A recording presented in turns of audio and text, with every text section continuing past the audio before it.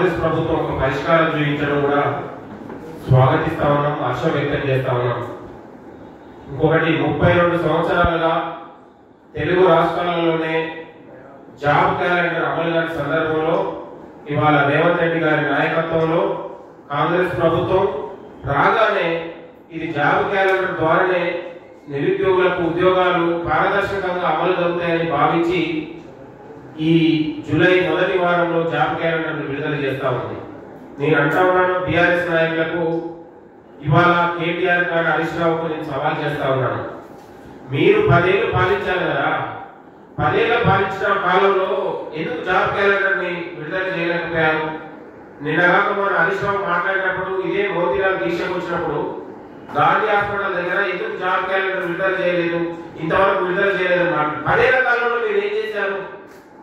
గాడిద పనులు 10 ఏళ్ల కాలంలో ఎందుకు ఇవాళ మీరు మీ హాయంలో టీఎస్పీఎస్సీ పరీక్షలు సక్రమంగా నిర్వహించని కారణంగానే కదా నిరుద్యోగ యువత పరీక్షలు వాయిదా వేయాలన్నది.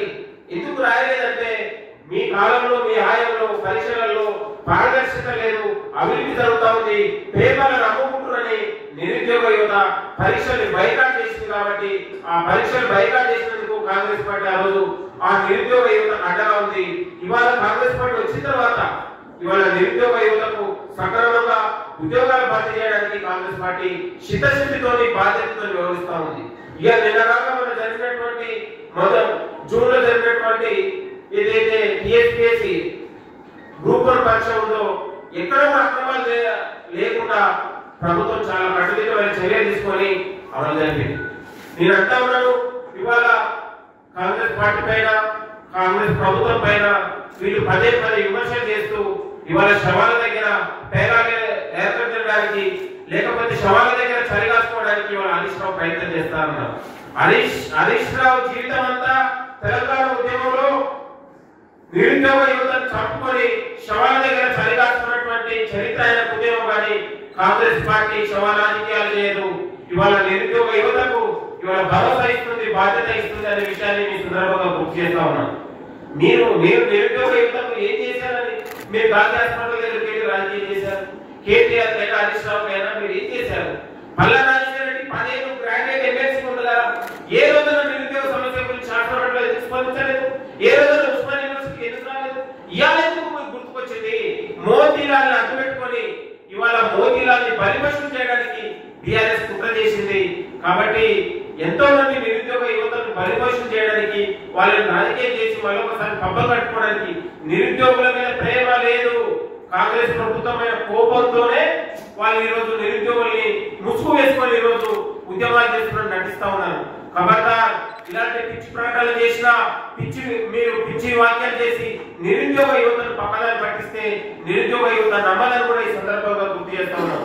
అత్యంత బాధ్యతని ఇవాళ ముఖ్యమంత్రి గారు ఇవాళ మేధావుల్ని ప్రొఫెసర్ని అందరినీ ఏకం చేసి ఈ నిరుద్యోగ పరిష్కారానికి జాబ్ క్యాలెండర్ ద్వారా 6 నెలల ముందు పదవి విరమణ పొందే ఉద్యోగిని కూడా లిస్ట్ లో పెట్టడానికి అవకాశం ఉంటుంది. ఎక్కడ కూడా లోటుపాటు ఉండదు. ఇక ఈ ధర్నాలు పోరాటాలకు అన్నిటికీ పరిష్కార మార్గం ఉండబోతా ఉంది. ప్రతి నిరుద్యోగి జాబ్ క్యాలెండర్ లో చూసుకుంటాడు మా ఎన్ని ఖాళీలు ఉన్నాయని. ఇవాళ మనకు ఎక్కడైతే స్క్రీన్ ప్లే లో కనబడుతుంటాయి ఆ విధంగా ఇవాళ అత్యంత పారదర్శక దేశంలో తెలంగాణలో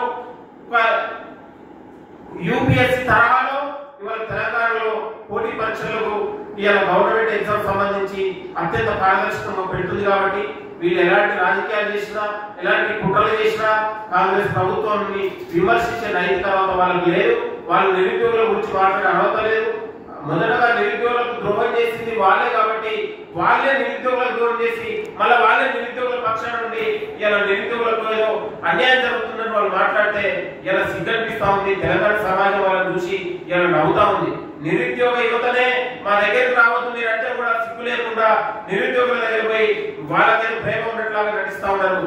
కాబట్టి నిరుద్యోగ యువత ఒక మంచి అవకాశం రాబోతుంది. తెలంగాణలో కొట్లాడి తెచ్చుకున్నటువంటి అసలు తెలంగాణ ఉద్యమం ప్రారంభమైందే ఉద్యోగాల అంశంలోనే ప్రారంభమైంది. కాబట్టి కాంగ్రెస్ పార్టీ తెలంగాణ ఇచ్చిన పార్టీగా ఇలా నిరుద్యోగ సమస్యల్లో పోరాటాల్లో భాగం పంచుకొని వాళ్ళ కష్టాలు కన్నీళ్లు చూసినటువంటి పార్టీగా ఒక బాధ్యత ఉంది. కాబట్టి మనకు ఒక చిత్తశుద్ధితో బాధ్యతతో ముందుకెళ్తుంది. అంటే ఒక తర్వాత ఒకటి బాధ్యత ఉంది. ఒక నిరుద్యోగులకు, రైతులకు, కార్మికులకు ఇలా విద్యా, వైద్యం పైన అనేక రంగాల్లో ఇలా కాంగ్రెస్ పార్టీ మేలుమరణం చేసి ఎక్కడైతే సమస్య ఉందో దాన్ని పరిష్కారం దిశగా వెతుకుతుంది. దాన్ని ఇలా కోడుముడి మీద వీకల్పించడానికి వీళ్ళు ప్రయత్నం చేస్తా ఉన్నారు.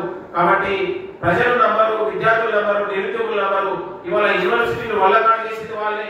నిరుద్యోగుల్ని ఇలా అదే నిరుద్యోగ యువతకు కారకులైంది వాళ్ళే. కాబట్టి నిరుద్యోగ యువత, విద్యావంతులు ఈ దేశం మీద, రాష్ట్రం మీద అపారమైనటువంటి జ్ఞానం ఉన్నవాళ్ళు. కాబట్టి ఇలాంటి బీఆర్ఎస్ నాయకుల్ని మీరు తల్లి తమ్మాల్సిందే.